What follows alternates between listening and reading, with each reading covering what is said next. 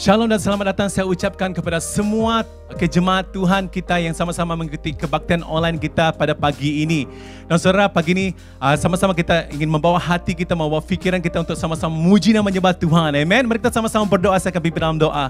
Haleluya. Tuhan, kami berterima kasih untuk pagi ini karena Engkau baik, Engkau ada bersama dengan kami dan kami percaya tidak kira kami berada di mana-mana Tuhan, Engkau hadirat Engkau ada bersama dengan kami dan kami ingin excited untuk memuji Engkau, untuk menyembah Engkau pagi ini di dalam nama Tuhan Yesus. Semua jemaat Tuhan katakan amin.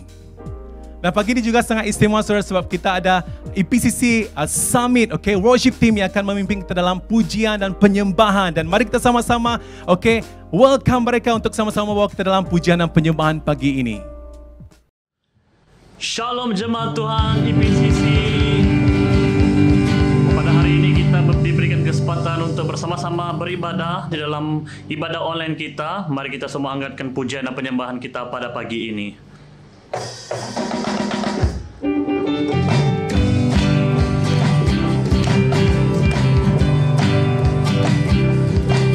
Mari kita tepuk tangan bagi Tuhan. Tangankan naikkan pujian kita bagi Tuhan. Tiada berkesudahan. Tiada berkesudahan. Kasih setiamu Tuhan. Selalu baru rahmat-Mu bagiku. Hari berganti hari. Hari berganti hari. Tetap kulihat kasih-Mu. Tak pernah berakhir di hidupku. Katakan Tuhan Yesus baik. Tuhan Yesus baik. Sungguh amat baik. Untuk selama-lamanya. Tuhan Yesus baik. Katakan Tuhan Yesus baik. Tuhan Yesus baik. Sungguh amat baik. Untuk selama-lamanya. Tuhan Yesus baik. Katakan sekali lagi. Tiada berkesudahan. Kasih setiamu Tuhan. Selalu baru rahmat-Mu bagiku. Hari berganti hari. Tetap kulihat kasih-Mu. Tak pernah berakhir di hidupku. Katakan Tuhan Yesus baik. Tuhan Yesus baik. Sungguh amat baik. Untuk selama-lamanya. Tuhan Yesus baik. Katakan Tuhan Yesus baik. Tuhan Yesus baik. Sungguh amat baik. Untuk selama-lamanya. Tuhan Yesus baik. Katakan sekali lagi. Tuhan Yesus baik. Tuhan Yesus baik. Sungguh amat baik. Untuk selama-lamanya. Tuhan Yesus baik. Sekali lagi katakan Tuhan Yesus baik. Tuhan Yesus baik. Sungguh amat baik. Untuk selama-lamanya. Tuhan Yesus baik. Sekali lagi katakan Tuhan Yesus baik. Yesus baik. Sungguh amat baik. Untuk selama-lamanya. Tuhan Yesus baik. Katakan Tuhan Yesus baik. Tuhan Yesus baik. Sungguh amat baik. Untuk selama-lamanya. Tuhan Yesus baik. Untuk selama-lamanya. Untuk selama-lamanya. Tuhan Yesus baik. Untuk selama-lamanya. Lamanya. Tuhan Yesus baik. Haleluya. Berikanlah bagi Tuhan kita.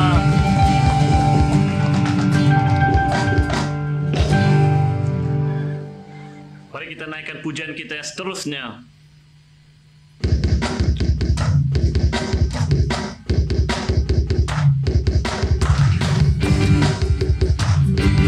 Mari kita agungkan nama Tuhan di tempat ini. Kemuliaannya ada di tempat ini. Amin. Mari semua katakan.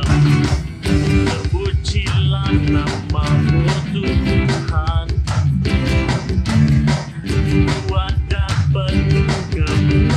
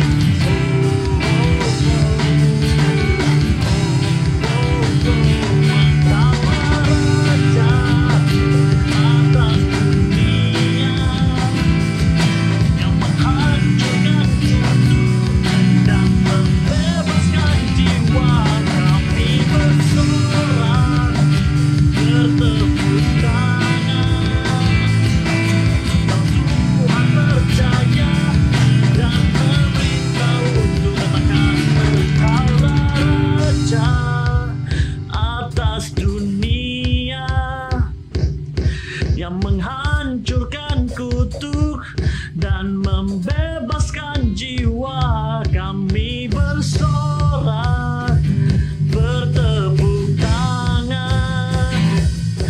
Engkau Tuhan berjaya dan memerintah untuk Engkaulah Raja atas dunia yang menghancurkan dan membebaskan jiwa. Kami bersorak, bertepuk tangan. Engkau Tuhan berjaya dan memerintah untuk selamanya. Haleluya, berilah bagi Tuhan kita.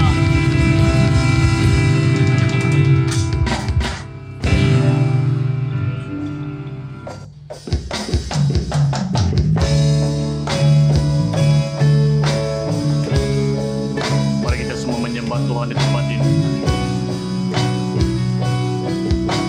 Karena kasih-Mu Tuhan, kami dikuatkan, kami dipulihkan, kami diberikan Tuhan pemulihan yang baru pada Tuhan. Haleluya, Yesus. Besar mulia kasih-Mu, Kau korbankan hidupmu, curahkan darahmu sebagai ganti dosaku. Kau berikan harapan di dalam kesesatan.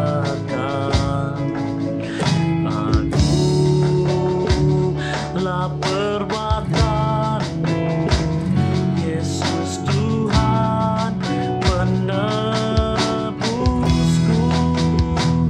Karena kasih-Mu yang selamatkanku, menyucikan dan menebus hidupku.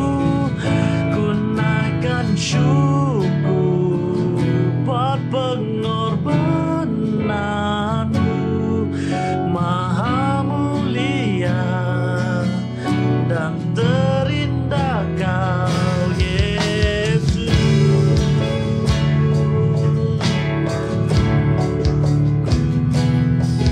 Kau berikan harapan di dalam kesesatan. Agunglah perbuatan-Mu, Yesus Tuhan penebusku. Karena kasih-Mu yang selamatkanku, menyucikan dan menebus hidupku. Ku naikkan syukur buat pengorbanan-Mu, Maha mulia dan terindah Kau, Yesus.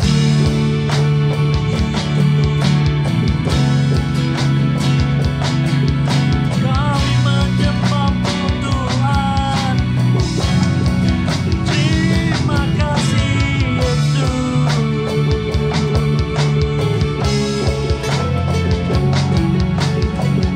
Mari kita semua angkatkan pujian penyembahan kita bagi Tuhan pada saat ini.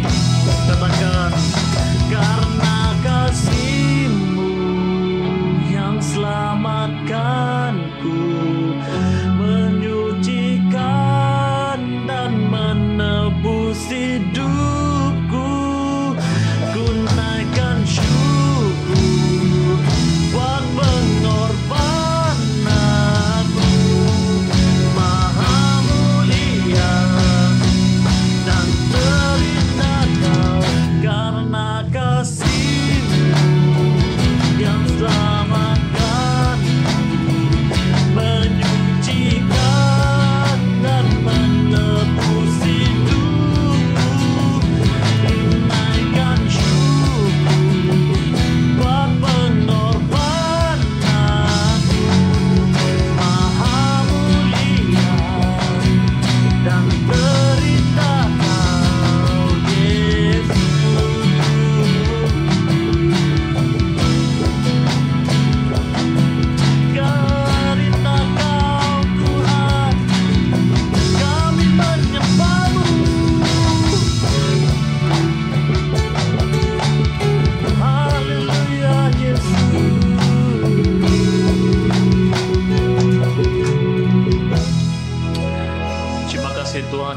kasih Yesus atas kasih-Mu, atas anugerah-Mu dalam kehidupan kami pada saat ini Tuhan Yesus. Pada pagi ini Bapa, kami datang di hadapan Engkau Bapa, kami sujud di hadapan Engkau. Kami membawa hati kami Bapa untuk meninggikan Engkau Bapa, untuk menyembah Engkau di tempat ini Tuhan Yesus. Kami serahkan semuanya Bapa di tangan Engkau. Inilah doa anak-Mu Bapa. Di dalam nama Tuhan Yesus kami telah berdoa. Amin.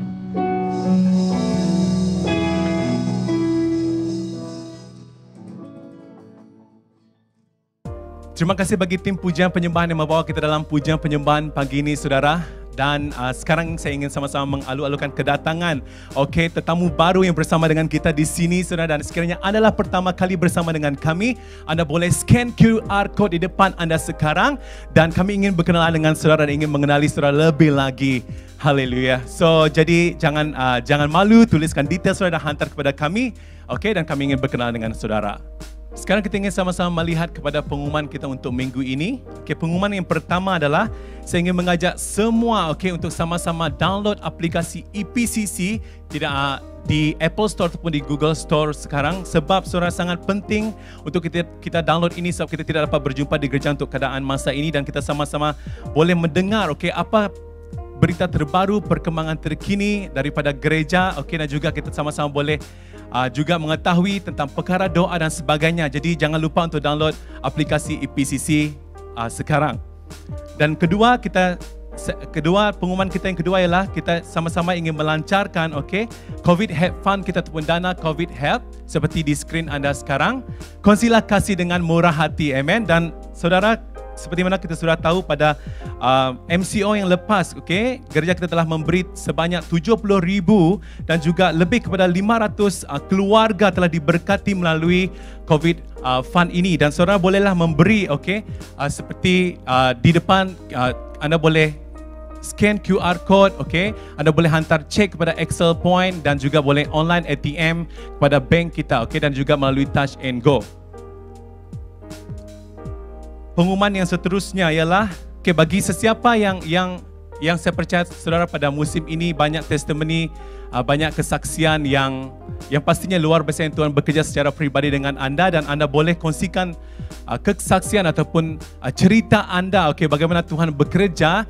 Anda boleh kongsikan kepada email seperti yang tertera di depan, iaitu mytestimony@excelpoint.org. Alright, jadi saudara jangan jangan malu, jangan risau, untuk berkongsi bersama dengan kita tentang testimoni, tentang kesaksian hidup saudara. Jadi itu saja pengumuman kita untuk minggu ini. Sekarang kita ingin sama-sama memberi wang persembahan saudara, dan kita boleh memberi wang persembahan kita melalui cek dan hantarkan kepada Excel Point Community Church, dan juga melalui online dan juga ATM, dan juga anda boleh memberi melalui Touch and Go seperti mana di skrin anda sekarang di hadapan. Mari kita sama-sama berdoa. Bapa, kami bersyukur Tuhan untuk hari ini Tuhan, di mana kami dapat berkumpul Tuhan. Yesus, walaupun tidak di gereja secara fizikal, tetapi Tuhan Yesus tidak kira di mana kami berada Tuhan, tapi kami dapat memberi Tuhan dengan sukacita Bapa, dan kami serahkan pemberian ini ke dalam tangan-Mu agar Engkau memberkati setiap tangan memberi, dan berkati setiap juga Tuhan Yesus anak-anak-Mu Tuhan yang sudah Tuhan Yesus yang mungkin tidak punya kesempatan untuk memberi untuk pagi ini. Kami serahkan semuanya dalam tangan Engkau di dalam nama Tuhan Yesus. Amin.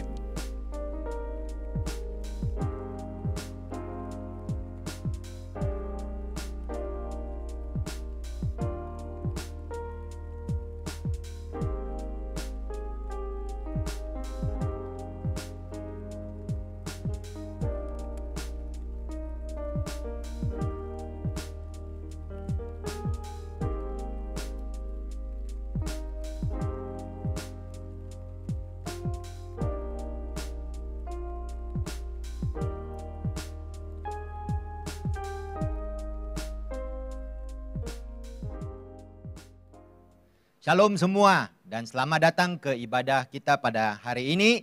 Dan walaupun kita dalam keadaan PKP, tetapi saya yakin kuasa dan juga kehebatan Allah jauh melebihi segala kebatasan yang terjadi kerana PKP. Jadi hari ini kita sama-sama melihat firman Tuhan, dan saya ingin membawa satu cerita ya. Ada seorang pelatih pasukan sepak bola ya, dia melatih pasukan anak-anak kecil ya, pasukan sekolah. Nah, pada satu hari mereka bersiap diri untuk satu perlawanan. Tetapi mereka tidak tahu siapa saingan mereka. Mereka cuma tahu mereka akan bertemu dengan satu pasukan daripada sekolah yang di atas bukit. Jadi mereka tidak pernah bertemu dengan mereka. Jadi sebelum perlawanan itu ya semua pemain-pemain sekolah ini pun mereka bersiap diri, warm up. Tiba-tiba mereka nampak pasukan lawan sudah sampai. Waduh, semuanya badan besar-besar macam Goliat. Ya mungkin beras di atas bukit itu vitaminnya lebih. Jadi ya pemain-pemain sekolah ini besar-besar badan. Jadi semua pemain-pemain jurulatih ini menjadi cemas. Mereka beritahu jurulatih macam mana mau berlawan dengan mereka. Macam mana mau bertanding dengan mereka. Badan mereka besar, kaki mereka panjang. Lalu jurulatih itu memberitahu mereka, jangan cemas. Listen to me, dia kata begini. Apapun yang terjadi, satu perkara kamu kena ingat. Waktu masuk ke padang nanti, kamu harus kelihatan yakin. Jangan kelihatan takut. Don't let them see your fear. Kamu berjalan masuk padang dengan bangga. Seperti kamu tahu kamu boleh menang. Ingat ya, jangan kelihatan cemas. Masuk ke dalam padang dengan penuh keyakinan. Oke, jadi permainan pun bermula. Dan selepas separuh masa pertama, ternyata pasukan sekolah bukit itu jauh lebih kuat dan kedudukannya 3-0, 3-0. Jadi waktu rehat, sekali lagi pemain-pemain jurulatih ini memberitahu jurulatih mereka, Coach, macam mana ini? Sudah 3-0, sudah jauh ketinggalan. Apa yang kami harus buat? Sekali lagi tuh coach berkata dengan mereka, dengar cakap saya, ingat, bila kamu masuk padang, saya masih mau kamu lihat confident, positif. Jangan kelihatan seperti orang yang sudah kalah. The game is not over. Berjalan masuk padang dengan bangga. Jangan takut. Ingat. Oke. Jadi bila permainan bermula, mereka masuk ke padang dengan confident untuk separuh masa kedua. Ternyata pasukan lawan masih terlalu kuat. Mereka kalah 7-0. Mungkin Anda tanya, Pastor, mana cerita mukjizat ini? Kemudian pemain-pemain ini tanya dengan coachnya. Coach, kamu beritahu kami untuk lihat confident, lihat yakin, berjalan masuk padang dengan megah. Tapi kami tetap kalah 7-0. Apa ini? Lalu coachnya pun senyum. Beginilah. Saya sudah tahu kamu pasti kalah. Tapi saya mau ajar kamu satu hal. Biar kalah bertanding. Jangan kalah gayanya. Cis, ini coach yang paling tidak berguna. Ya, dia memberitahu anak-anak itu. Jangan kalah dalam gaya. Gaya mesti ada walaupun dalam keadaan ketewasan. Saudara-saudari, dalam keadaan COVID ini yang sangat mencabar. Mungkin kamu datang gereja dan kita dengar firman Tuhan. Mungkin kita kata, oh kita harus positif. Kita harus megah. Kita harus yakin. Lalu kita di depan, di luar kita kata tunjuk muka yang positif. Senyum, is okay. Walaupun dibuang kerja. Positif. Apakah gereja begitu? Apakah firman Tuhan begitu? Saya yakin saudara-saudari, Tuhan bukan seperti coach ini.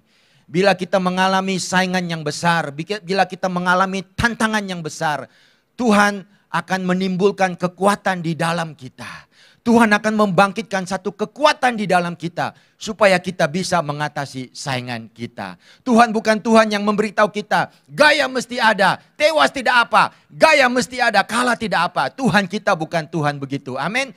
Tuhan kita adalah Tuhan yang memberikan kita kekuatan di saat kita lemah, di saat kita menghadapi cabaran. Dalam Ibrani 12 firman Allah berkata begini, kuatkanlah tangan yang lemah, juga kuatkanlah lutut yang goyah. Kenapa Tuhan mau kuatkan? Supaya dalam perjalanan kamu nanti, walaupun ada yang pincang maksudnya jalan dengan tidak benar ya, jalan dengan tidak lurus. Walaupun pincang, tapi jangan terpelecok, jangan sampai terjatuh. Pasti kamu akan sembuh. Saya ada berita untuk saudara-saudari. Tuhan kita bukan minta kita menang hanya ikut gaya saja. Tapi Tuhan kita akan memberikan kita kekuatan yang luar biasa, yang nyata untuk mengatasi segala cabaran yang kita sedang hadapi. Maka pada pagi ini saudara-saudari, firman-Nya bertajuk kuat, yaitu bersandar dalam kasih karunia. Bagaimana mau kuat? Kita hanya bisa jadi kuat kalau kita mengenal ada Yesus. Kalau kita sadar dan kita yakin ada Yesus. Dan kalau kita bersandar kepada Yesus, walaupun keadaan sekeliling kita sangat mencabar, banyak tantangan, kita akan jadi kuat. Bukan hanya menang dari segi gaya, tapi lebih penting lagi menang mengatasi segala cabaran dan tantangan yang melawan kita. Untuk hari ini kita akan belajar daripada hidup seorang wanita yang bernama Hagar ya. Untuk ini ayo kita sama-sama melihat Kejadian pasal 16, Kejadian pasal 16 yaitu cerita seorang wanita yang bernama Hagar. Ya, daripada Kejadian 16 daripada ayat pertama sampai ayat 13, saudara-saudari lihat ada sesuatu yang terjadi dalam hidup Hagar sampai Hagar dalam keadaan terdesak, sampai Hagar dalam keadaan tertekan. Nah, kita bukan datang melihat firman Tuhan pada pagi ini untuk belajar, oh ini yang terjadi kepada Hagar. Oh sekarang saya sudah tahu tentang Hagar. Sekarang saya sudah belajar apa yang terjadi kepada dia. Oh sekarang saya juga mengerti apabila Hagar mengalami ini semua, oh, Tuhan juga buat begitu. Bukan itu maksud kita. Maksud kita ialah sambil kita mendalami cerita ini, kita akan melihat Tuhan yang bekerja dalam situasi Hagar. Dan lebih penting lagi, bukan saja kita lihat Tuhan bekerja dalam Hagar, kita kemudian akan yakin Tuhan yang sama juga boleh bekerja dengan luar biasa dalam hidup kita. Ini bukan satu cerita saja, tetapi ini adalah satu kesaksian. Supaya dalam kesaksian ini saudara-saudari dan saya juga yakin Allah yang sama masih tetap bekerja. Allah yang menguatkan Hagar juga Allah yang menguatkan situasi Anda dan juga situasi saya. Nah, ayo kita sama-sama melihat cerita Hagar. Nah, sebelum kita lihat slide seterusnya, saya mau saudara-saudari lihat di dalam ayat yang terakhir di slide ini, yaitu di dalam ayat yang ke-6. Yaitu firman Allah mengatakan, Sarah menindas Hagar sehingga dia lari meninggalkannya. Dalam ayat 6 itu Hagar sudah dalam keadaan yang paling lemah. Paling down saudara-saudari. Dia telah ditantang, dia telah menghadapi berbagai kesukaran, berbagai macam cabaran, berbagai masalah. Sehingga pada ayat ke-6 dia sudah give up. Dia sudah kata no more. Dia sudah kata aku tidak mau lagi. Aku tidak mau teruskan lagi. Kemudian Hagar pun lari meninggalkan Sarah dan juga Abraham. Nah, itulah situasi Hagar pada waktu ini. Nah, kita lihat saudara-saudari apa yang terjadi dalam hidup Hagar sehingga dia menjadi lemah begitu. Yang pertama, kalau Anda lihat di dalam firman Tuhan, di dalam ayat yang kedua, Sarah berkata kepada Abraham begini, engkau tahu Tuhan tidak memberi aku melahirkan anak. Karena itu, baiklah hampiri hambaku itu, mungkin oleh dialah aku dapat memperoleh seorang anak. Mungkin oleh dialah aku dapat memperoleh seorang anak. Yang pertama saudara-saudari, Hagar ini sering dipergunakan oleh Sarah dan juga Abraham. Hagar ini bila dia ada nilai, dia digunakan. Tapi bila dia tiada nilai, dia akan disingkir, dia akan dibiar. Dia akan ditolak saudara-saudari. Saudara-saudari, lebih sedih daripada ditolak karena tiada nilai ialah bila orang menolak kita, bila nilai kita sudah kehabisan. Di dalam slide ini saya tunjukkan gambar satu mangkuk. Ya, mungkin kamu tanya, kenapa tunjuk gambar mangkuk? Mangkuk ini ada di dalam kantor saya. Kenapa mangkuk ini spesial? Mangkuk ini luar biasa karena PKP, saudara-saudari. Karena PKP, aku tidak bisa makan di luar. Jadi aku terpaksa bungkus dari rumah atau dari kedai. Lalu jam 1:30 saya akan mulai makan. Saya akan bawa mangkuk ini. Saya kata terima kasih mangkuk. Ya karena kaulah saya dapat makan mie goreng. Karena kaulah saya dapat makan bihun sup ini. Terima kasih mangkuk. Ya mangkuk ini ada nilai. Sewaktu PKP saja. Kalau PKP sudah habis, mangkuk itu saya akan simpan di dalam almari. Sampai berdebu, berhabuk pun saya tidak akan keluarkan. Karena bila tiada PKP, saya akan makan di luar. Saya akan makan di rumah. Apa? Kenapa saya mau makan dengan mangkuk ini saudara-saudari? Jadi Hagar itu seperti mangkuk ini. Bila dia ada nilai, bila Sarah mau anak, dia kata, Sarah, dia kata Abraham kau ambil Hagar jadi istrimu. Tapi bila ada masalah, Sarah menolak Hagar, Abraham pun menolak Hagar. Jadi kadang-kadang hidup kita seperti itu. Kita rasa kita ini sering diperalatkan. Oh bila kita ada nilai, orang mau kita lakukan sesuatu, dia mai dekat-dekat dengan kita. Bro, dia kata bro. Oh you good lah bro. Oi mem, oi auntie, oi tante kau bagus. Tapi bila nilai kita tiada, kita ditolak. Itulah yang dialami oleh Hagar. Yang kedua, apa yang berlaku dalam hidup Hagar. Kamu lihat dalam ayat 1 hingga 6. Hagar itu macam sepak bola, saudara-saudari. Mula-mula suami istri Abraham, Sarah berkata kepada Hagar. Dia kata, ambillah hambaku. Lalu dia berikan kepada Abraham suaminya. Bila ada jadi problem, Sarah berkata, ini masalah, ini sekarang dalam tanganmu. Abraham pula berkata, I don't know anything, dia hambamu. Kau buatlah apa yang kau mau. Lepas itu Sarah pula menindas Hagar. Kesian si Hagar. Macam sepak bola. Kalau ini permainan bola sepak, saya bisa kata begitu. Sarah menghantar Hagar kepada Abraham. Abraham berlari dengan bola. Lalu Abraham menghantar balik kepada Sarah. Sarah lagi menghantar kepada Abraham. Abraham menghantar balik kepada Sarah. Kemudian Sarah menendang. Oh, bola itu keluar daripada stadium. Kesian si Hagar. Tapi dalam hidup kita kadang-kadang begitu. Orang akan mengecewakan kita. Apalagi kalau di dalam kejadian antara semua keluarga yang ada di muka bumi, Abraham dan Sarah lah patutnya orang yang paling beriman. Orang yang paling mempunyai kesaksian yang baik. Tetapi mereka yang menindas orang suruhan mereka sampai begitu. Maka begitu besar kekecewaan Hagar. Dia lihat, apa ini? Abraham, Tuanku begini. Dia membina mezbah. Allahnya berbicara dengan dia begitu dahsyat. Tapi orang yang tidak bertanggung jawab. Apa ini Sarah? Kononnya istri Abraham. Sepatutnya seorang yang mulia. Tapi menindas saya sampai begini. Ya, kadang-kadang dalam kehidupan orang membuat kita lemah. Kita mau lakukan yang terbaik. Kita mau do the best. Tapi orang-orang yang patutnya mengasihi kita. Orang-orang yang patutnya mendukung kita. Orang-orang yang patut melindungi kita. Mereka yang mengecewakan kita. Dan yang ketiga, saudara-saudari tengok. Firman Allah juga berkata, Hagar ini pun ada satu hal juga. Bila dia mengandung, dia juga memandang rendah pada nyonya. Ini sudah melampau, saudara-saudari. Oh, bila diberikan kesempatan, sekarang sudah mengandung, dia pula pandai-pandai minta Sarah. Sarah, kau cuci mangkuk hari ini. Siapa orang hamba? Siapa hamba, siapa Tuhan? Jadi Hagar ini juga ada kelemahannya yang sendiri, saudara-saudari. Jadi 3 perkara ini, saudara-saudari, membuat Hagar menjadi lemah. 3 perkara ini membuat Hagar tidak ada kekuatan untuk meneruskan lagi apa yang sudah dijanjikan dalam hidupnya. Apa yang sudah dikaryakan dalam hidupnya. Hagar berkata no more. Saudara-saudari, mungkin ini sedang terjadi dalam hidup kamu dan saya. Mungkin kamu tahu adalah rencana Tuhan untuk kamu berada di Penang. Mungkin kamu tahu ya suamimu, keluargamu ini semuanya rencana Tuhan. Tetapi karena ada serangan daripada kiri, daripada kanan. Dan akhirnya kita tidak ada kekuatan lagi. Dan kita berkata, no more, saya tidak mau teruskan, saya tidak mau sambungkan. Saya tidak mau lagi bertahan. Saudara-saudari, ada berita baik saudara-saudari. Allah menguatkan Hagar. Allah memberi kekuatan kepada Hagar. Allah menunjukkan kepada Hagar bagaimana menjadi kuat semula di dalam dia. Mungkin hari ini kau ada salah satu daripada kelemahan ini. Mungkin hari ini kau menghadapi situasi di mana kau sering dipergunakan oleh orang lain. Sampai sekarang kau tidak ada nilai, kau dibuang.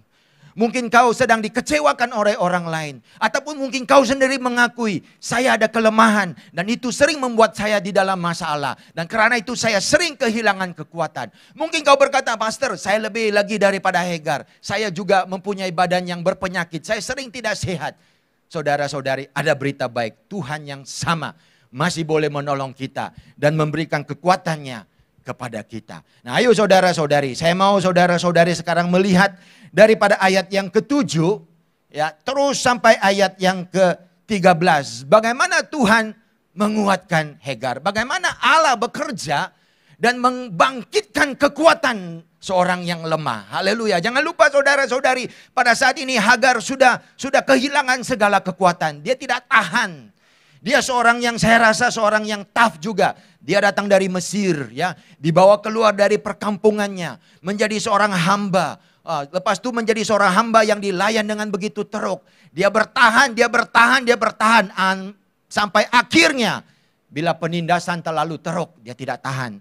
Dia hilang semua kekuatan dan dia lari. Kalau Anda dalam situasi ini, ada berita baik untukmu. Karena Allah yang sama yang menolong Hagar juga dapat menolong Anda. Ayo kita lihat apa yang terjadi dalam firman Tuhan. Nah, di dalam yang pertama kita lihat di dalam ayat yang ke-7. Lalu malaikat Tuhan menjumpainya dekat sebuah mata air di padang gurun, yaitu dekat mata air di jalan ke Sur. Nah saudara-saudari, ini padang gurun. Padang gurun tempat yang paling biasa, paling selamat ialah mata air. Itulah tempat di mana orang berada. Itulah tempat di mana orang berehat. Tetapi firman Allah berkata, malaikat Tuhan menjumpainya. Amin. Bukan Hagar yang mencari Tuhan. Hagar tidak ada semangat, tidak ada hati, tidak ada iman mau mencari Tuhan. Dia hanya ingat satu benda saja. Aku mau lari daripada keluarga puaka ini. Aku mau lari daripada majikan puaka ini. Aku tidak mau lagi. Itu saja yang ada di pikiran Hagar. Tetapi puji Tuhan, firman Allah mengatakan apa? Tuhan menjumpai dia. Tuhan tidak lihat prestasi Hagar. Tuhan tidak melihat situasi Hagar. Tuhan tidak lihat kondisi Hagar. Tuhan hanya mencari Hagar sebagai seorang pribadi. Ada amin? Saudara-saudari, bila kita lemah, Tuhan akan menjumpai kita. Bila kita lemah, mata Tuhan tetap tertuju kepada kita. Mata Tuhan tidak hanya melihat, pelayanan kita, pencapaian kita, sukses kita. Saudara-saudari, kalau Tuhan hanya mengasihi prestasi kita, hanya mengasihi kesetiaan kita, hanya mengasihi ketaatan kita, Yesus tidak perlu datang ke bumi dan mati. Dia hanya perlu mencipta lebih banyak malaikat di sorga. Karena malaikat semuanya setia, semuanya taat, semuanya sempurna. Kan begitu. Tetapi karena Tuhan mengasihi kita sebagai seorang pribadi. Tuhan tidak hanya melihat apa yang ada di dalam kita. Prestasi kita, pencapaian kita, ketaatan kita. Itu penting saudara-saudari. Tetapi di dalam kasih Tuhan, yang Tuhan kasihi adalah diri kita. So it's okay walaupun Hagar sudah menyerah. Hagar sudah tidak mau lagi. Hagar sudah kata I give up. Tuhan masih tetap mencarinya di mata air. Dan firman Allah berkata di situ Tuhan menjumpai dia. Saudara-saudari, mungkin kau menangis di kilang. Mungkin kau tidak tahan kerja. Waktu break orang makan. Kau lari ke tandas kamar air dan di situ kau menangis dan menangis. Ada berita, Tuhan akan menjumpaimu di kamar kecil itu. Mungkin kamu berpura-pura, mungkin di gereja kamu tunjuk kuat karena harus melayan jadi usher. Kan tidak boleh tunjuk muka sedih. Jadi waktu ibadah kau tunjuk muka yang hebat, senyum. Tapi dalam hatimu banyak kesusahan, banyak persoalanan. Ada berita bagimu. Tuhan juga akan menjumpai kamu di situ. Tidak kira apa situasi kita, di mana situasi kita. Kasih Allah begitu besar hingga kasih Allah akan menjumpai kita. Itu yang terjadi kepada Hagar. Allah menjumpai dia. Yang kedua, lepas Allah menjumpai dia di ayat ke-8, Tuhan bertanya kepada Hagar. Dia kata, Hagar, hamba Sarai. Dari mana kau datang? Dari mana datangmu? Dan kemana kau pergi? Saudara-saudari, Tuhan selalu tanya soalan yang dia tahu jawabannya. Adakah Tuhan tanya Hagar, dari mana kau datang dan kemana kau pergi? Tuhan tahu semua, dia tahu jawabannya. Dia selalu tanya soalan yang dia sudah ada jawabannya. Nah saudara-saudari, di dalam dunia ini ada juga seorang yang selalu tanya soalan yang walaupun dia sudah tahu jawabannya. Selain dari Tuhan, siapa? Cikgu kita di sekolah. Bila kita di sekolah, cikgu selalu bertanya, 2 campur 2 apa? 5 kali 3 apa? Tuhan, cikgu itu masih tanya walaupun dia tahu jawabannya. Kenapa cikgu itu buat begitu? Karena cikgu itu mau kita belajar. Nah saya yakin bila Tuhan bertanya Hagar soalan ini, Tuhan mau Hagar lihat bahwa dia adalah seorang yang bernilai. Dia adalah seorang yang ada masa depan. Dia adalah seorang yang hidupnya bukan hanya macam lalat. Yang datang ke bumi 12 hari lepas itu mati. Bukan, Tuhan mau Hagar sadar bahwa Tuhan mengambil berat. Tuhan perhatikan dari mana dia datang. Dan kemana dia mau pergi. Maka itulah kenapa Tuhan bertanya kepada Hagar. You come from where? And where you are going. Haleluya. Begitu baik Tuhan kita. Tuhan tidak datang kepada Hagar dan langsung marah dia. Mau kemana kau? Aku tahulah kau mau larikan diri. No, Tuhan berkata pada dia. Kau dari mana? Dan mau kemana? Karena Tuhan mau tunjukkan dirinya kepada Hagar. Sebagai Allah yang mengambil berat. Dan juga Allah yang mengambil tahu tentang Hagar. Lalu Hagar menjawab, ya saya mau lari meninggalkan Sarah nyonyaku. Kemudian kau lihat di ayat 9, wah luar biasa. Apa Tuhan memberitahu Hagar? Tuhan berkata, kembalilah kepada nyonyamu. Karena mulai hari ini mulut nyonyamu akan kututup dan dia tidak akan dapat menindas kamu. Kalau itu saya pun mau kembali. Kembalilah kepada nyonyamu karena aku sudah mengubah hatinya dan dia tidak akan lagi menindas kamu. Kalau begitu saya pun mau kembali. Tetapi Tuhan berkata begini, kembalilah pada nyonyamu, biarlah engkau ditindas di bawah kekuasaannya. Wah, ini counseling yang tidak begitu tepat ini. Kalau ada seorang anak kecil datang mencari saya, dia kata, saya sering dipukul oleh bapak saya bila dia mabuk. Dan dia pukul saya sampai badan saya hitam-hitam, biru-biru. Takkanlah saya beritahu anak ini, kembalilah ke rumah bapakmu, dibawa pukulannya. Nanti polis pun akan tangkap saya. Kenapa Tuhan berbicara begitu sama Hagar? Kenapa Tuhan minta Hagar untuk kembali dan lepas itu kembali di dalam penindasan? Kenapa Tuhan tidak biarkan seorang lari daripada penindasan? Saya ringkaskan jawabannya. Karena hidup Hagar itu ada maksud dan rencana yang besar di dalam keselamatan manusia. Nah, kalau kamu lihat dalam perjanjian baru di Galatia pasal 4, Hagar itu harus ada supaya maksud Sarah itu akan lebih mulia. Hagar itu harus ada untuk melahirkan Ismail supaya kita akan lebih lagi memulia dan menghargai Ishak. Karena Hagar itu adalah dilambangkan sebagai ibu yang melahirkan anak perhambaan. Perhambaan dalam dosa. Manakala Sarah itu dilambangkan sebagai ibu akan melahirkan seorang anak perjanjian. Ya. Anak Hagar itu adalah seperti anak kedagingan. Anak Sarah itu adalah seperti anak perjanjian Tuhan Yesus. Maka hidup Hagar itu penting saudara-saudari. Ada maksud dan nilai. Maka itulah kenapa Allah memberitahu Hagar, you must go back. Bukan karena Allah mau Hagar terus didera. Tapi karena Allah tahu ada rencana yang besar dalam hidup Hagar.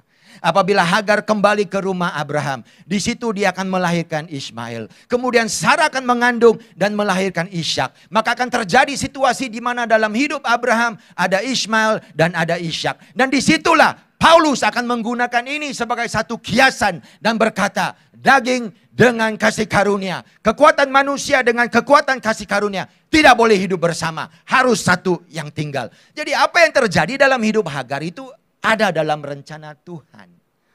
Jadi saudara-saudari, kasih Tuhan kepada kita sewaktu kita lemah ialah mengingatkan kamu, walaupun kau dalam keadaan susah dan lemah, ada rencana Tuhan dalam hidupmu, ada maksudnya.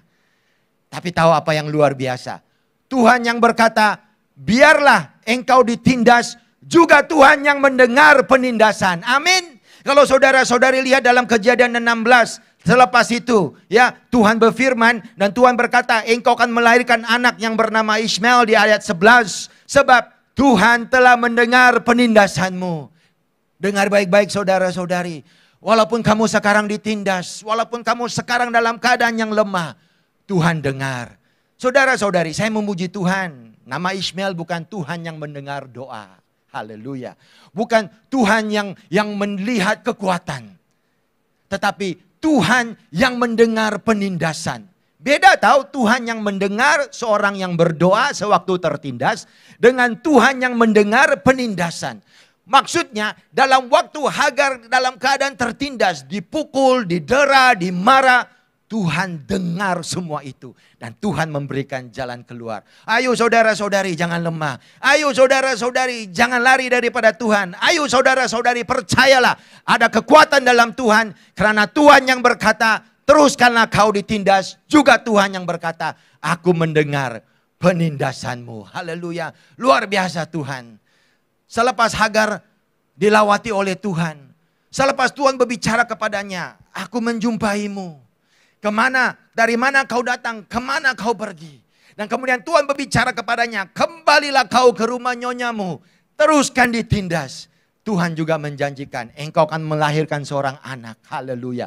Dan nama anakmu ialah Tuhan yang mendengar penindasan. Supaya setiap kali bila kau lagi ditindas, selepas kau kembali ke rumah Sarah, kau terus ditindas. Setiap kali kau ditindas, kau lihat anakmu, dan kau akan ingat, saya Tuhan mendengar semua ini. Dan saya akan melindungimu. Saya akan menjaga hidupmu. Saya akan membelamu. Haleluya. Saudara-saudari, 3 perkara yang Tuhan lakukan untuk menguatkan Hagar. Tuhan melihat dia. Tuhan mengambil berat tentang dia. Tuhan mengambil tahu tentang apa yang terjadi dalam hidupnya. Dan Tuhan juga tetap menyuruh Hagar untuk kembali ke rencananya. Soalan yang terakhir, bagaimana kita dapat menikmati kasih Tuhan begitu? Apa yang ku harus buat untuk menghadapi, untuk menerima kasih Tuhan begitu? Apa yang harus kulakukan supaya aku dapat lihat bahwa Tuhan mencari saya, Tuhan menjumpai saya? Apa yang harus ku percaya supaya aku tahu bahwa Tuhan selalu memerhatikan hidup saya, bahwa hidup saya adalah sebahagian daripada rencana Tuhan yang besar? How? Bagaimana? Firman Allah berkata di 1 Yohanes pasal yang keempat, inilah kasih Allah yang dinyatakan di tengah-tengah kita. Di dalam hidupmu, di dalam hidup saya. Yaitu Allah telah mengutus anaknya Yesus Kristus supaya kita boleh hidup di dalamnya. Bagaimana saudara-saudari? Jawabannya bersandar di dalam Yesus. Di saat kita bersandar ke dalam Yesus, bersandar dalam kasih karunia-Nya. Wah saudara-saudari, kita akan mulai sadar Allah selalu menemui kita. Di saat kita menangis, di saat kita tidak dapat tidur, di saat perut kita sakit karena ada satu penyakit yang ganjil, di saat poket kita kosong, di saat keuangan kita sempit, apabila kita bersandar kepada Tuhan Yesus, kita akan mulai sadar bahwa Tuhan selalu melihat kita. Di saat kita mulai rasakan aku terbiar, nobody care about me.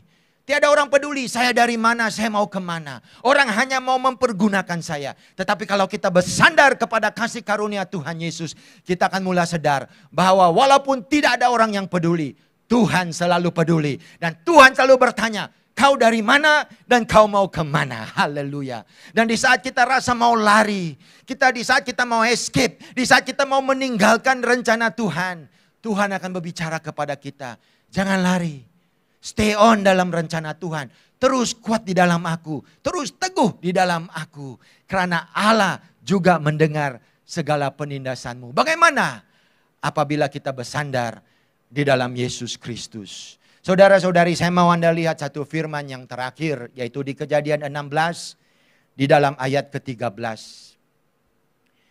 Firman Tuhan berkata begini. Ya, semuanya malaikat berbicara. Semuanya Tuhan berbicara. Hagar hanya berkata, saya mau lari dari rumah nyonyaku. Itu saja yang Hagar cakap. Kemudian Tuhan berbicara, Tuhan berbicara. Akhirnya ayat 13, Hagar sendiri bersaksi. Wah, lihat kesaksiannya, dia berkata begini. Saya menamakan Tuhan yang telah berfirman kepadanya dengan sebutan, Engkaulah El Roy. Wah, Hagar begitu dijamah oleh kasih Tuhan sampai dia memberikan satu nama yang spesial kepada Tuhan. Dan nama yang diberikan adalah El Roy. Wow, saya sangat suka nama ini. Kenapa? Nama ini bermaksud, aku telah melihat, dia yang melihat aku. Aku telah melihat, dia yang melihat aku. Hei saudara-saudari, banyak orang melihat Tuhan, tapi mereka tidak yakin bahwa Tuhan melihat Anda. Banyak orang percaya bahwa Tuhan dapat melihat dia, tapi mereka sendiri tidak lihat Tuhan. Tapi bila Tuhan yang melihat kita, dan kita melihat Tuhan yang seperti ini digabungkan, itu menjadi El Roy, saudara-saudari. Kan dalam cerita romantis selalu begitu. Kalau cerita itu 90 menit wayang. 50 menit yang pertama, cowok itu hanya melihat cewek. Wah, dia lihat cewek itu dari jauh. Wah, dia admire dia. Dia lihat dia dari belakang pokok. Dia lihat dia dari belakang kereta. Dia lihat dia dari belakang bangunan. Cowok melihat cewek. 45 menit yang pertama. Lepas itu 30 menit yang seterusnya.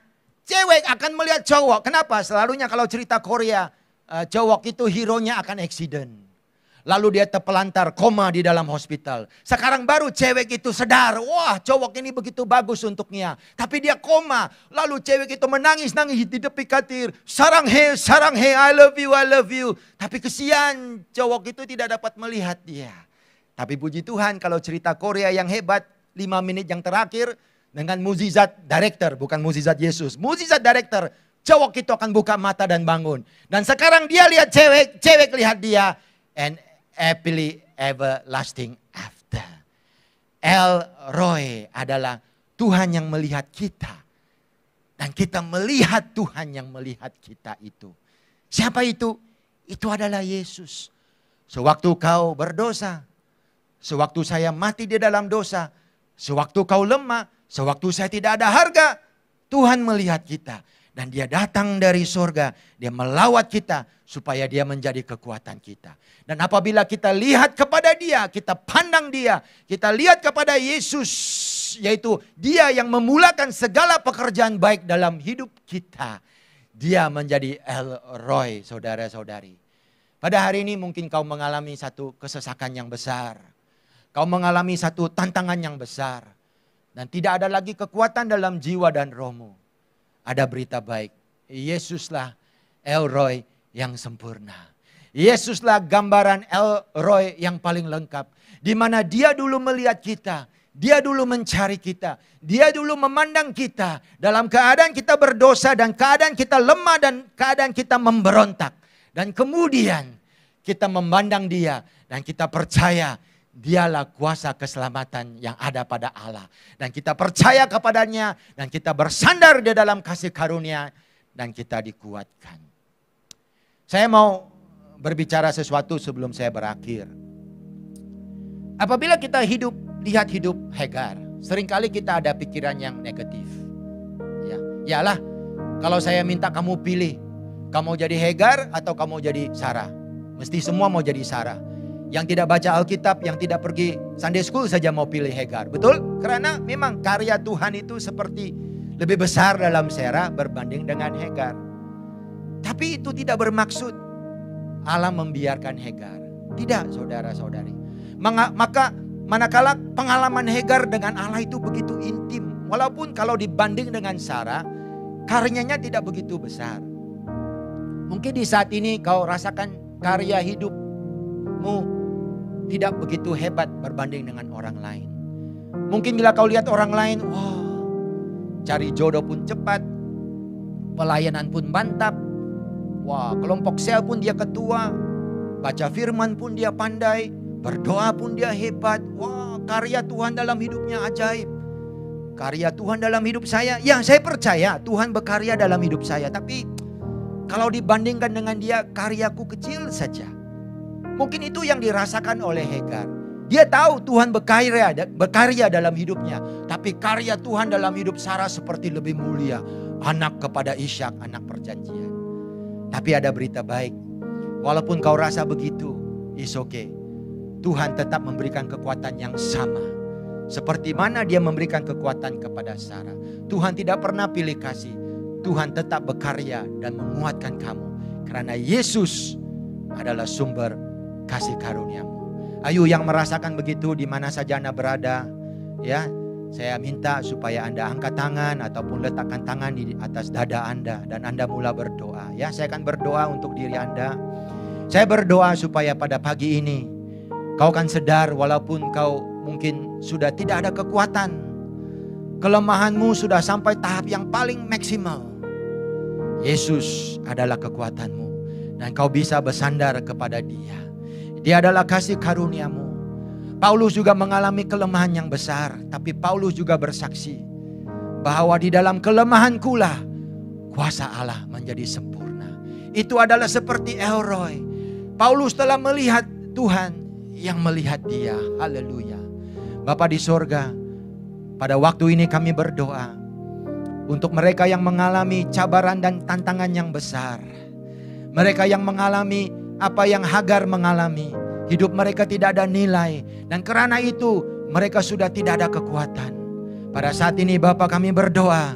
Sambil mereka memandang Yesus. Mereka melihat kepada Yesus. Mereka akan melihat kasih Allah yang sempurna. Mereka akan melihat kasih karunia yang paling berharga. Dan daripada situ Bapa kami doakan. Mereka akan menemui kekuatan baru. Daripada situ mereka akan sadar bahwa hari-hari yang akan datang, walaupun mereka dalam keadaan yang tertindas, Allah Tuhan tetap mendengar penindasan mereka. Kuatkanlah kami di musim yang susah ini. Kami percaya dalam nama Tuhan Yesus.